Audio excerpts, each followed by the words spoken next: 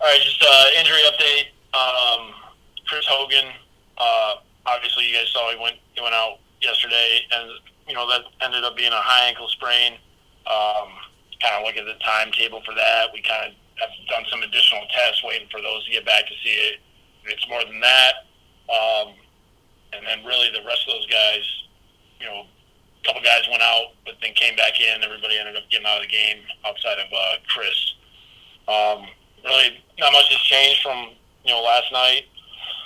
We had some opportunities to close that game, make that game tighter and close up the margin, and we get down by 7, and then we go up a 4th and 1, and they finish their drive in the end zone, and after that we couldn't figure out a way to put the ball back in the end zone. So we got to clean a lot of things up, and we got to keep fighting to play a complimentary football game. So with that, whatever questions you guys have. Brian from the Post, your line is active. Adam, Le'Veon was on social media last night, liking to some people's tweets about him not being used in the pass game, and also one about him that the Jets should trade him. I'm sure you've been briefed on this and know about it. Have you spoken to Le'Veon yet? And what's your feeling about him having another social media, whatever word you want to use, like you did last month after the hamstring? No, I haven't had a chance to speak with him on those specific topics yet. Is what it is. I know he's frustrated that we haven't won. Wasn't necessarily the plan of not targeting him in the pass game. Just kind of ended up being that way with how they were playing us. So, that's what it is. You gotta just try to find ways to move the football. That's all we're trying to do, and it doesn't always go exactly as planned. Again, *3 if you have any questions. *3 if you have any questions. Rich from ESPN, your line is active. Yeah, Adam, just to follow up on Brian's question, one of those likes, he endorsed someone trading him because Gase doesn't know how to use him, and he liked that tweet, and in a sense endorsing it. So I'm just wondering, even though you haven't talked to him yet, on a personal level, in a sense he's criticizing your usage of him. So how do you feel about that personally? Yeah, we try to get him the ball.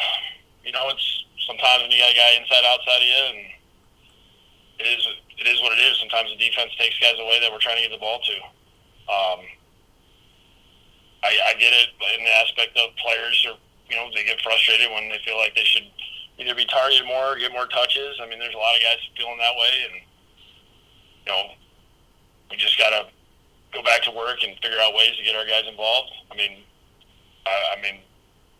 I hate that that's the route that we go with all this instead of just talking to me about it, but, seems the way that guys want to do it nowadays.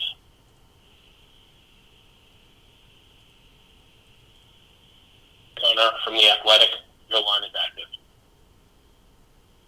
Yeah, Adam, kind of making this a 3 for 3 on the Bell thing, is that when he's referencing getting traded and wanting the Jets to trade him, is that something that you guys are open to, is dealing Le'Veon? And then aside from that, on a completely different note, do you have any updates on Sam Darnold and Mekhi Becton and their status for this coming week? I haven't had a chance to, me and Joe, we basically have talked about the game. I have nothing directly about anything else. And then as far as Becton and Sam goes, we'll kind of see how the week goes.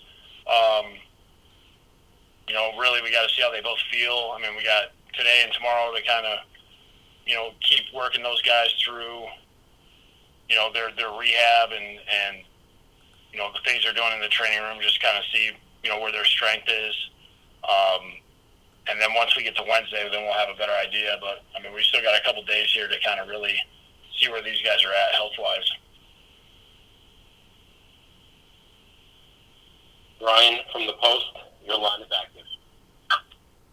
Yeah, Adam, I had 2 for you. One, P-Ryan, no snaps on offense. Why was that the plan yesterday? And then the second one was just one play call, and this, didn't really affect the outcome of the game. But I'm just curious about 2nd and 26 early in the fourth quarter, and you ran the ball. Just why did you run in that situation? Thanks. It necessarily wasn't a plan about P-Ron not getting any snaps. Just kind of, was the flow of the game, and try to. Basically, we went 3-2 with Lev, and then we went Frank, and then Lev went back in, and then started the second half, and we used another series to spell Lev to get Frank in there, and then basically we got to a point where we just left Le'Veon in there. It was not necessarily the plan, but it's kind of how it just went for the game. We want to get P-Ryan involved. It's just got to keep moving, all three backs around. And then, 2nd 26, that play had kind of popped a little bit for us. They brought a pressure, the side that we were running to. They ended up dropping the end, but everybody was slanting. We didn't, we kind of lost the hole that we were trying to build there. We had called it a couple times earlier in the game, and that one had popped. And, I wasn't feeling great after the play before, and just trying to find a way to see if we can get ourselves in like third and manageable, somewhere 3rd and 10 or less. JP from Forbes, your line is active. Adam, you talked yesterday about how you're not getting the results on game day that you get in practice during the week, and I know you made your bones in this league as a play caller, but have you ever considered, maybe even for just a game or two, shifting responsibilities, maybe to Dow or Jim Bob, just to maybe get, like on game day, a 30,000-foot view of the game and just maybe give the play calling to someone else for a game or two? Has that ever entered your mind to do that? I think for the last 4 years, I've toyed with the idea every once in a while. I don't think I'm ever opposed to trying something to change things up. I'd say everything's on the table at this point.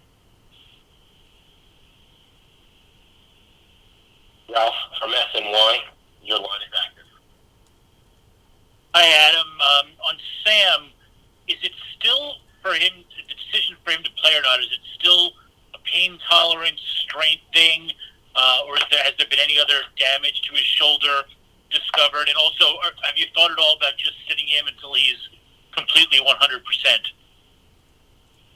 It's really just, the healing process that he's going through right now, and kind of how he would feel going out to practice, and throwing, and how far he could throw, and kind of really how that would look. I know he's trying to, they're kind of trying to proceed with that just to kind of determine where he's at with all that. That's why the next 2 days will be, critical for that, in the aspect of where we at on Wednesday. I think it'd be really hard to convince him, hey, let's take this amount of time. I think we just got to keep going week to week and just see how he feels, and see if Sam does do a good job of really wiring in on his rehab and putting in a lot of work, and he's a pretty quick healer. Rich from ESPN, your line is active. Adam, how much say do you have in that decision as the coach? If the doctors say he's medically cleared, then does it become your decision and you base it on, whether how good he looks in practice, how good you think Flacco can play the following week? What are some of the factors that you would consider once that decision's in your lap? It's myself, Joe, Christopher, Jaime, we all kind of sit down and talk through that. The doctors, Sam, it's kind of like a group discussion of where we're at. Kind of, we use the information that's given to us, and then, make a determination off of that. I would love to always see how he feels, if when we get him out to practice, and just kind of see where he's at. And, whenever we're given the green light for that, I'd love them to be able to practice before we go into a game. Just because, the way, a lot of the teams that, we play, we're seeing pressures and we're seeing, different looks and stuff. And I'd love for them to get reps, but, we'll kind of see. That's why I keep saying it's week to week. And, if he gets to a point where he feels good and he feels good enough and the majority of it's walkthroughs, I'm not ruling anything out right now. We'll take a couple more questions. Connor from the Athletic, your line is active. Sorry, Brian from the Post, your line is active.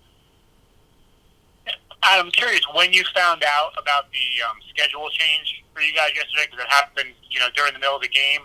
And does that affect you at all? Have you guys begun work on the Chargers at all? Just that whole situation there. Yeah, I knew a little sooner than that. I had an idea that was possibly coming. Our guys were already working on Miami. They do a good job of staying ahead of everything, so, we didn't get thrown too big of a curveball there for us. The way that we kind of go through our breakdowns in preparation for games probably affects more like the assistant coaches in the aspect of the guys that get ahead from week to week. I'm sure some guys were getting ahead with the Chargers, and we'll have to put that on hold. Connor from the Athletic, your line is active. Yeah, Adam, two kind of separate questions here. The first being, I think a lot of people look at P. Ryan and you yourself, you kind of said he's one of those guys, one of the few guys in the backfield and on the team that has a chance of taking it the distance anytime he touches it. Why not start shifting some of the carries and more of the carries to him as opposed to Frank Gore, considering Gore's limitations and P. Ryan kind of being a guy who could give you a spark when this offense is in dire need of it? And then just regarding the play calling, is that act like something that you are realistically considering, or is that just something that kind of crossed your mind and is that what you're going to be doing this week? I think I'm considering everything. I'm just looking at everything and just trying to figure out whatever can help us, turn things in the right direction. I'll be all for it. So, and then as far as the backfield, we're going to look at everything. We're going to try to figure out what's best for us to going forward. Who we want to use in the backfield, and a wide receiver, and all those things. If that means P. Ryan has more carries, then we'll do that. We just want to make sure that he's put in a good position, to where he can grow. We just don't want to put too much on his plate too fast and kind of really stun his growth at all. I think we're always trying to look to keep him going in the right direction. He's done a great job so far, and getting him more involved is a good thing. Rich from ESPN, your line is active. Two-parter, Adam. They have absolutely nothing to do with each other, but just curious on the rationale to having Lamar Jackson, an undrafted rookie in his second game, covering arguably the best receiver in the league.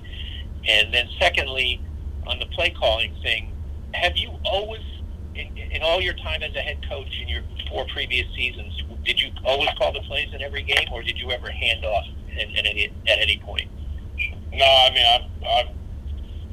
I think like maybe a couple preseason games I have. That's about it. And then, Lamar, we brought up, and we were going to play him, and it's tough, man, because Hopkins he's an elite player. We tried, Greg tries to protect, to that guy's side, cloud him, find different ways. They caught us a couple times in some middle field close. I thought Lamar did a good job competing on the one ball that ended up being a touchdown. It's just, he's a tough cover. We're not the only team that's, gave up 131 yards, on him. I've seen it in the past for this guy, and there's a reason why he's one of the top receivers in the league.